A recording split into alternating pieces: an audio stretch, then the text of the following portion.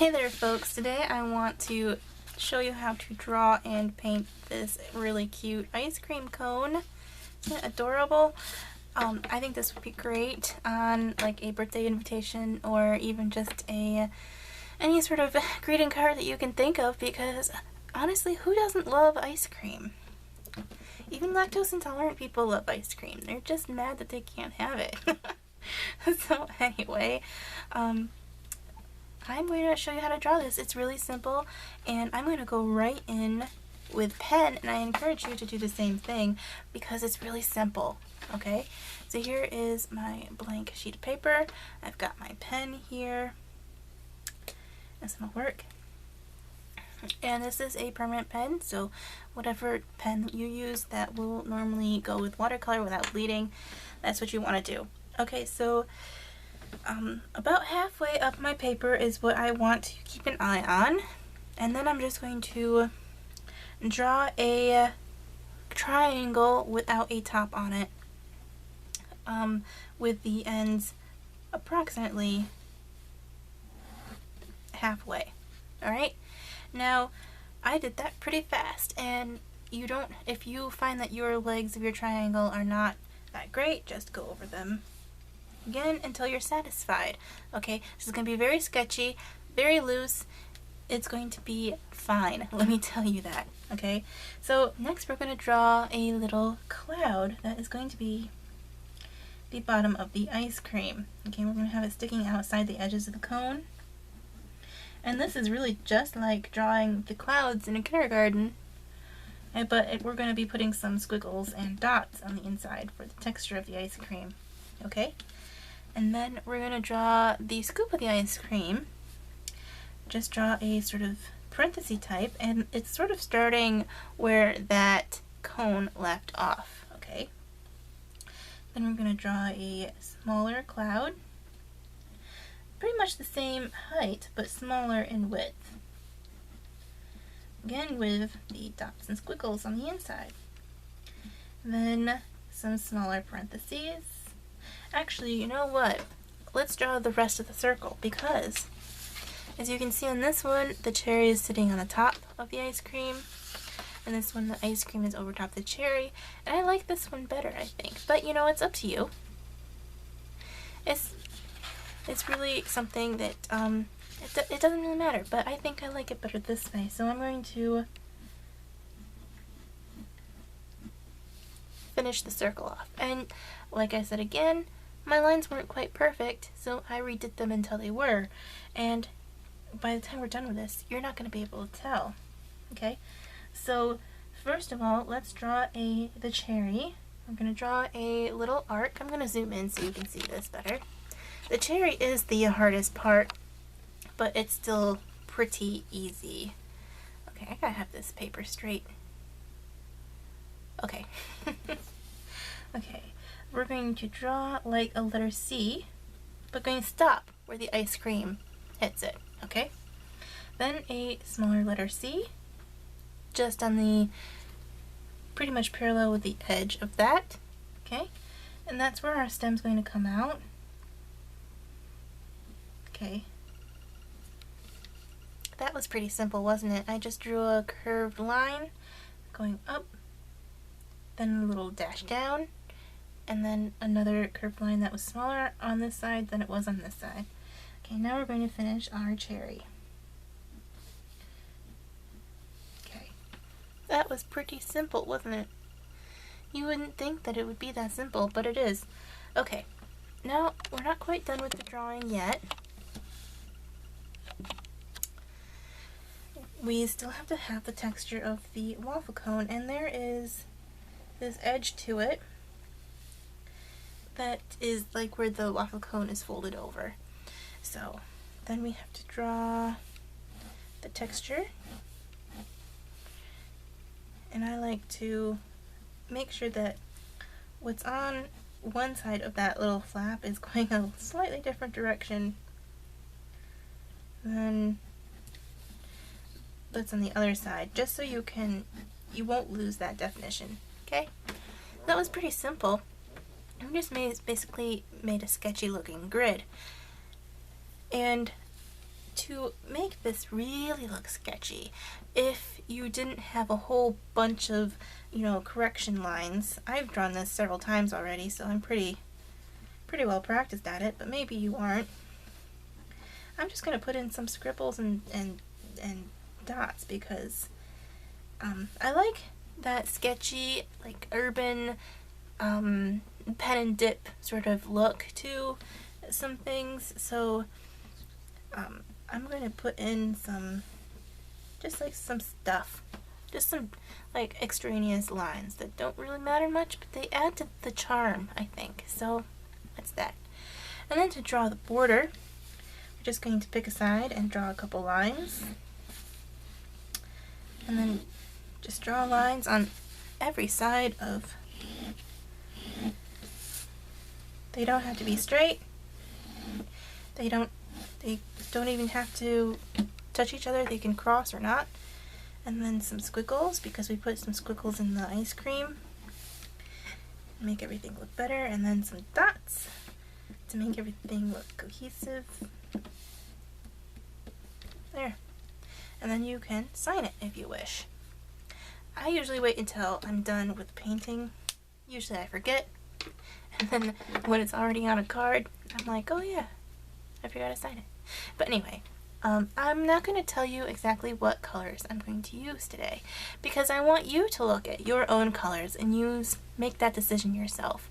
I think that is a very important step for an artist, and if you're all beginning, and beginners can do this, let me tell you that, then I really want you to decide what colors to use on your own. So I'm going to tell you what type of colors I'm using. I'm using a earthy yellow.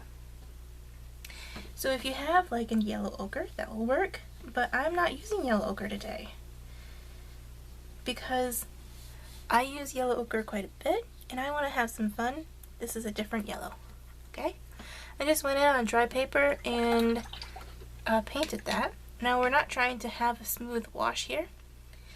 We're trying to do some texture of the waffle. So now I'm going to go in with a reddish brown. You can use sienna, Indian red, brick red, whatever sort of reddish brownish kind of color, whatever waffle cone color that you think, you look at your palette and you think, oh, that will work. That's what I want you to do. Okay, now I'm going to add a little bit of blue to that and darken it. The blue that I'm using is sort of a greenish blue, so you can use whatever type of blue that you want. Even ultramarine will work, even though that's not a greenish blue. You have to mix things a little bit differently, that's all. So I'm going along the outside and just depositing a little bit of color in some tap, tap, tap motion. That shook the camera, wow. Okay, so I'm going to do it on the other side as well. And then also underneath this ice cream cloud. Now, doesn't that sound nice, an ice cream cloud? Okay, and then inside a little bit, but I'm going to concentrate most of this color on the edges, because that's where the shadows are going to be. Okay, that's pretty much all we're going to do to our ice cream cone. We might go back in with a little bit of darker paint later, but I don't think it'll need it. Okay, now this first layer is going to be ice cream. The first layer is going to be strawberry ice cream. So I'm going to go in with a pinkish red. In fact, any kind of red will do. Alizarin crimson, pyrrole red, cad red. Cad red is sort of an orangish red, but I think it'll work. It might not look exactly like strawberry ice cream, but maybe your ice cream's not strawberry. Okay, I took a damp brush and I sort of blended it in, but I left it very blotchy and loose. And now I'm taking a thicker concentration of that red and I'm adding a little bit of our blue to it to make a purple. So really, what I want you to do when you're choosing your colors, okay, is think about, do I like the purple that this red and this blue make? Do I like the orange that the yellow and the red make? You know, mix your secondary colors with those that you've chosen and decide if you like them. If you don't like them, you have another decision to make, don't you? So that is really the best thing as an artist for you to do, is to take your color choices into your own hands. That's the point that I'm trying to make here. So now I'm going to take some of this yellow and I'm going to add it to the center because isn't that fun? Maybe I'm going to drop in a little bit of water here to make blooms. Hopefully it'll make nice blooms. Okay. If you don't like blooms, don't do that.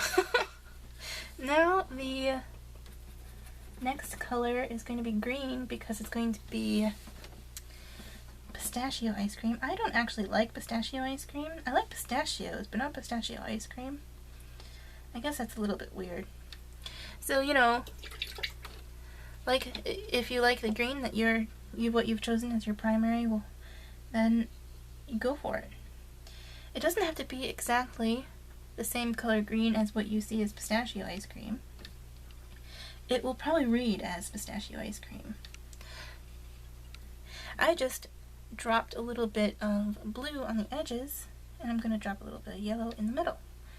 And that is going to all be mixing and mingling while it dries, and it's going to come up with something truly unique, which is the beauty of watercolor. The last thing that we can paint before it dries is this cherry stem. So I'm going to take some of the green that we mixed and paint it in. Okay, so why don't you just sit back and relax while I dry this for a second. It's going to be literally a second for you because I'm going to pause the video, so hang on. Okay, it's dry. Now we need to go and do the clouds. I love calling them that. So basically it's the same technique that we did before. Put a higher concentration of color on the outside and then bring it in with a damp, clean brush. So I mixed some green again.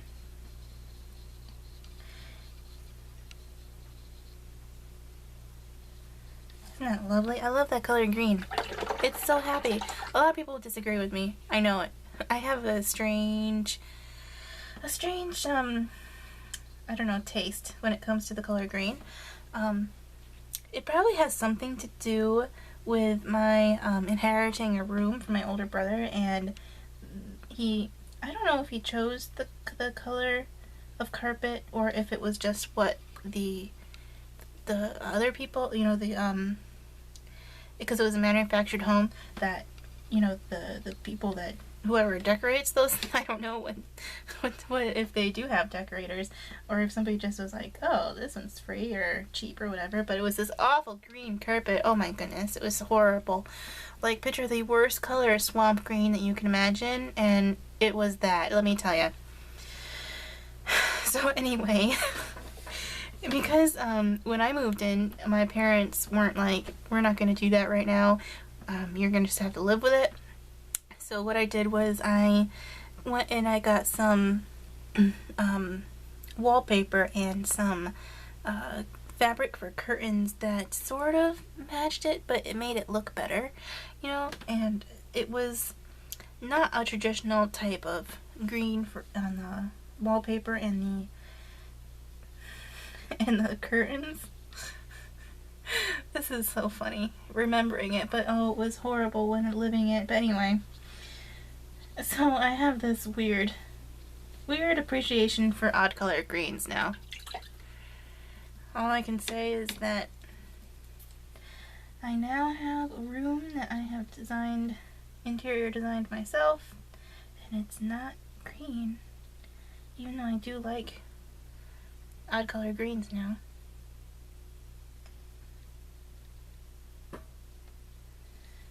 We did get some lovely blooms in that pink ice cream. I don't know if you can see. I'll zoom in a minute here. I think that the ice cream cone is okay, but I'm going to add just a tiny bit right there. This is what's called glazing, when you put a transparent color over top of something that's already been painted. There we go. That really brought out that edge, I think. So I'm going to zoom in for the cherry. Okay, if you've never done something like this before, you really should try it, because it's really makes you go, whoa, when it happens. Okay, so I'm going to take the yellow. I'm going to make a nice juicy bit of the yellow. Don't need very much. I'm going to, this is really an overkill brush, but you don't need very much at all. I'm going to deposit some right here along the top. Now, this yellow that I'm using has the property where when it's a high concentration, it looks very dark, but then when it's low concentration, it's very bright and sunny, and so this is deceiving right here. So use whatever yellow that you've decided and put a nice thick bead on it, alright? And then we're going to take a nice high concentration of the red that you've chosen, okay, and put it along here, making sure not to go into the ice cream and your stem, and go almost to that yellow. Rinse your brush, have it with clean, have it be clean but not dripping. You actually want it to be rather dry, and then we're going to ask these two to talk. Just say, hello, my name is Red. Oh, I'm yellow. Fancy meeting you here. There we go. And that is going to give you a nice natural blend. And as you can see, that yellow is already much springier and happy than that little bit of what it seemed like it was brown when I first put it down. So that's what's going on there. And the only thing left to do is the background and the border, which I don't think I will put a, oh, what happened there? Maybe I will put a background there. Wow. Let's see if we can lift it. This happens sometimes. That's just the nature of things. I bet you I got my finger in it or something. But anyway, I think that this calls for some splashing of purple. What do you think? If you don't like splashes, don't do it. I'm going to put my hand over. Alright, oh, that's nice. I like it. I like it a lot. It looks like sprinkles. Okay, I like that. I like that a lot. That's so fun. Okay, I'm going to put some yellow sprinkles.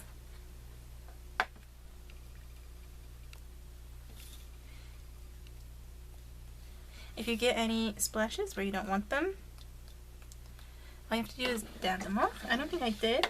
Over the cone is okay though, because the cone is that color, but oh, that's fun. I didn't do this background before. I did some other types of backgrounds. Oh, you can't see the whole thing. There we go. That's the whole thing. Wow, that's lots of fun. And it didn't take very long at all. I hope that you had fun doing this, because that's the whole point. If you're not having fun painting and you're not learning, then why are you doing it? You know? So I hope that you enjoyed this, that you found it helpful, and as always, thanks for watching.